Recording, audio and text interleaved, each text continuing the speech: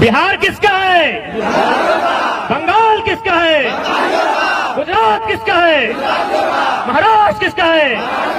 तो झारखंड सबके बाप के लगे की, झारखंड सबके बाप के लगे की, लेकिन हमारे बाप के लगा है, लेकिन हमारे बाप के खून बहा है।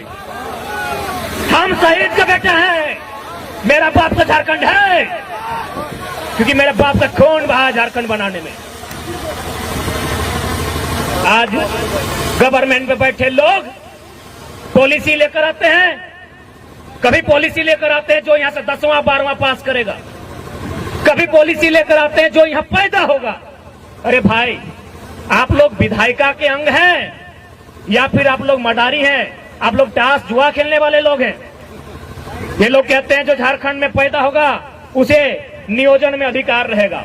नियोजन पॉलिसी में शामिल किया जाए कि जो लोग झारखंड में पैदा हुए हैं। हजारीबाग दुमका उप राजधानी है, रांची राजधानी है, लेकिन हजारीबाग शैक्षणिक राजधानी है।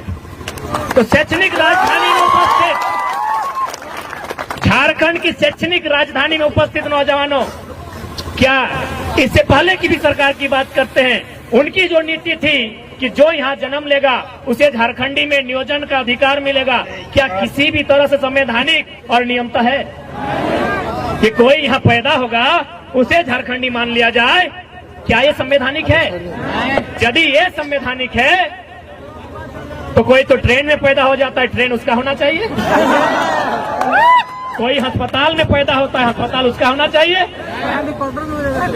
तो पैदा होने से जब अस्पताल मेरा नहीं, पैदा होने से वो ट्रेन मेरा नहीं, तो सिर्फ पैदा होने मात्र से उसे झारखंडी कैसे माना जाए?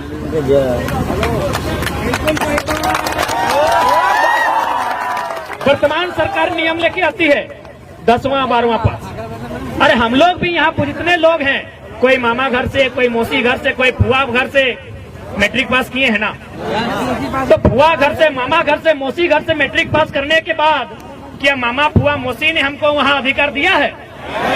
तो मात्र 10th और 12th पास करने से पूरे भारत के लोगों को झारखंडी मान लेना कहाँ का इंसाफ होगा?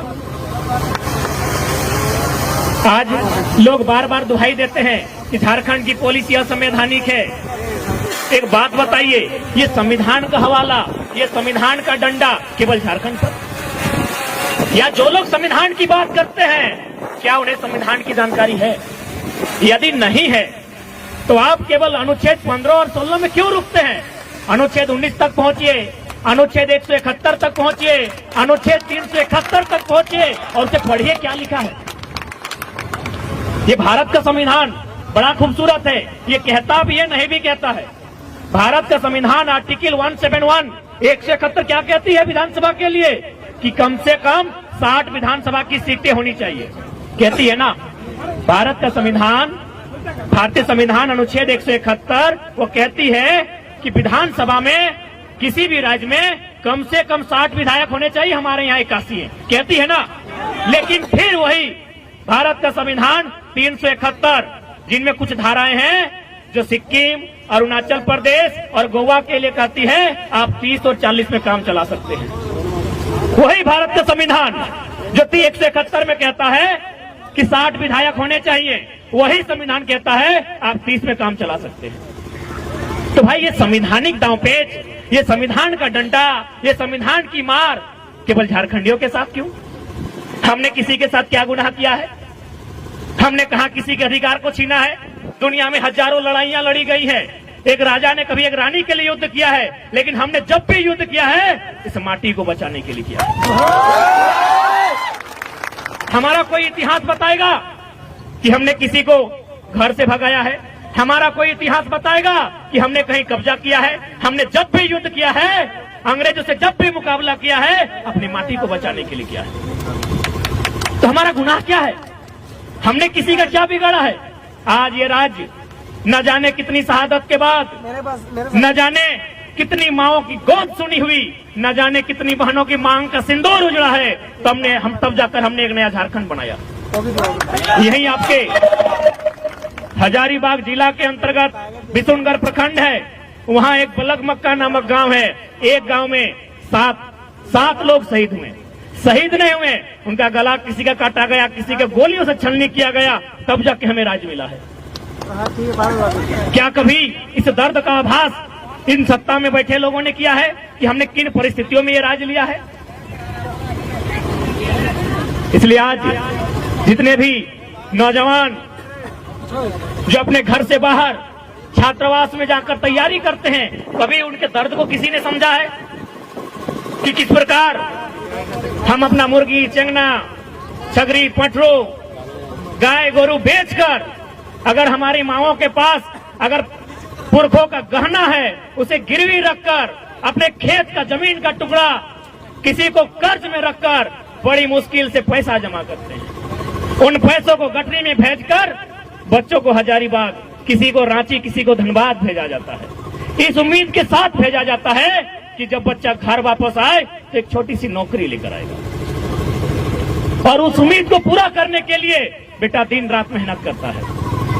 वो अपने सारे दुखों को भूलकर, अपने संगी साथियों को भूलकर एक छोटे से लॉज में जहां सबसे कम दाम में उपलब्ध हो पाता है वहां तैयारियां करता है। अपने जीवन का 5 साल, 10 साल, कोई तो 15 साल लगा देते हैं। अचानक उसके पास विधानसभा से लिखित चिट्ठी जारी होता है कि आपकी सारी परीक्षाएं रद्द कर दी जाती है। क्या कभी ने सोचकर देखा है उसके साथ क्या बीतता है? लोग आश्वासन देते हैं कि उम्र की सीमा बढ़ा देंगे। एक बात बताइए, जो लोग थोड़ा सा टेक्निकल एग्जाम की तैयारी करते हैं वे लोग अगर उम्र की सीमा बढ़ा दी जाए तो सक्षम है, लेकिन जो लोग डिफेंस की तैयारी करते हैं उम्र की सीमा बढ़ाकर उन्हें घोड़ा बना देंगे क्या? आज होमगार्ड का मामला हजारीबाग में पेंडिंग है, आज होमगार्ड का मामला धनबाद में पेंडिंग है, वो 2017 की बहाली है। आज यदि आप उनको कह भी देते हैं कि हम आपकी उम्र की सीमा को बढ़ा देते हैं, क्या उन्हें फिर से 5 फीट का हाई जंप करवा सकते हैं? क्या उनसे आप 16 फीट का लॉन्ग जंप करवा सकते हैं? क्या उनसे आप 5 मिनट में 1600 मीटर दौड़वा सकते हैं? तो वास्तव में इनके पास विजन नहीं है, इनके पास मिशन नहीं है, ना इनके पास दूरदर्शी सोच है। इसलिए आज झारखंड के तमाम नौजवानों को, पढ़ने वाले छात्रों को आज एक जगह आकर इस आंदोलन को भागीदारी देना होगा और प्रयास करना होगा। इतना जोरदार हमला हो सरकार पर, या तो सरकार बैकफुट पर जाए या 24 में सरकार कहीं ना रहे।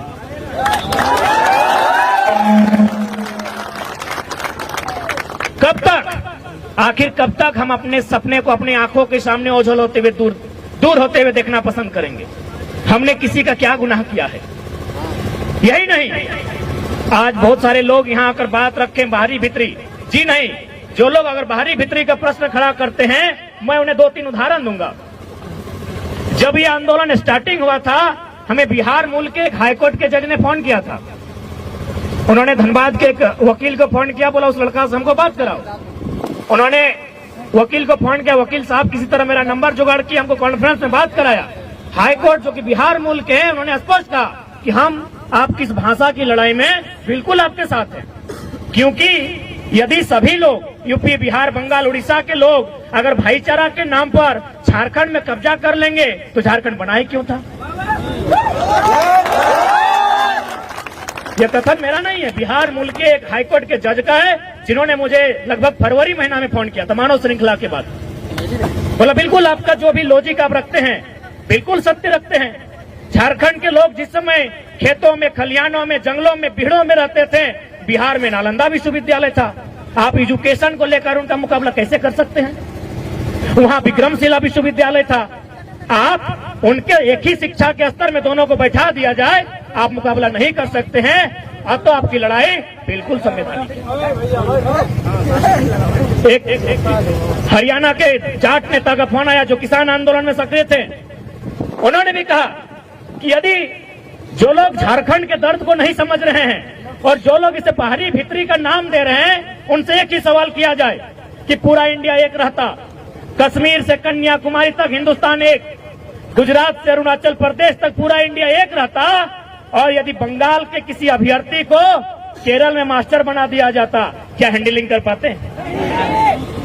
गुजरात के किसी अधिकारी को नागालैंड में इंस्पेक्टर बना दिया जाता, क्या विधि व्यवस्था कंट्रोल कर पाते? तो इस बात को अगर आप समझते हैं तो इस बात को भी समझना होगा, झारखंड की लड़ाई सही है।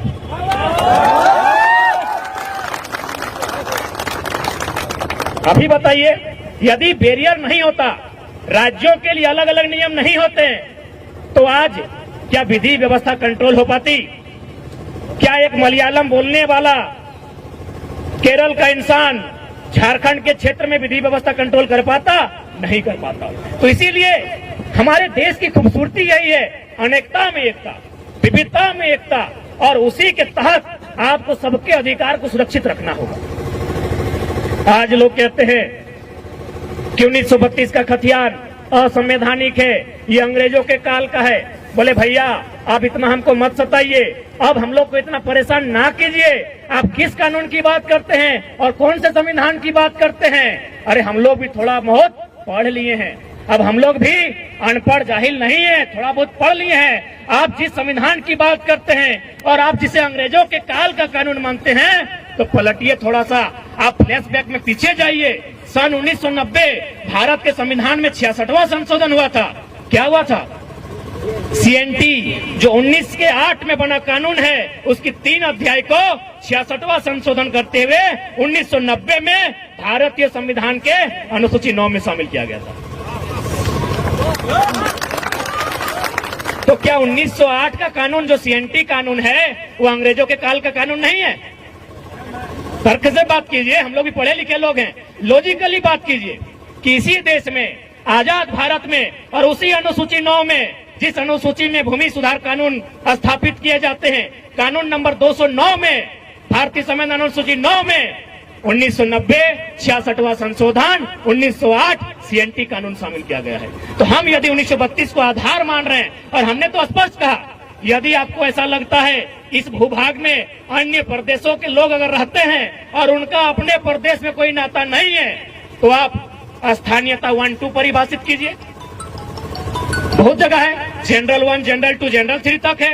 कानून बनता है इंसान के लिए, इंसान कानून के लिए नहीं बनते हैं। और आप किस कानून की बात करते हैं? मंत्रीगण ओडी में चलते थे, सॉरी एम्बेसडर में चलते थे, समय बदला, BMW, फॉर्च्यूनर, रेंज रोवर। अरे भाई, एक एक को गाड़ी बदलता गया, यानी कानून बदला ना? गाड़ी रखना भी कानून है ना?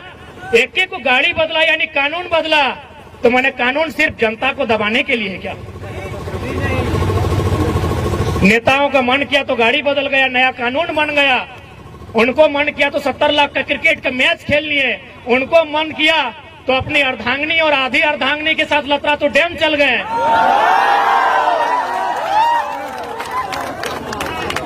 तो हमारे लिए एक नियोजन नीति नहीं बनेगी? आज माननीय मुख्यमंत्री पूरे राज्य में जोहार खतियानी यात्रा लेकर घूम रहे हैं। अरे महोदय, वो कहते हैं ना कि अभी बच्चे का जन्म हुआ नहीं है और आप छठियारी का सामान लेकर आए हैं।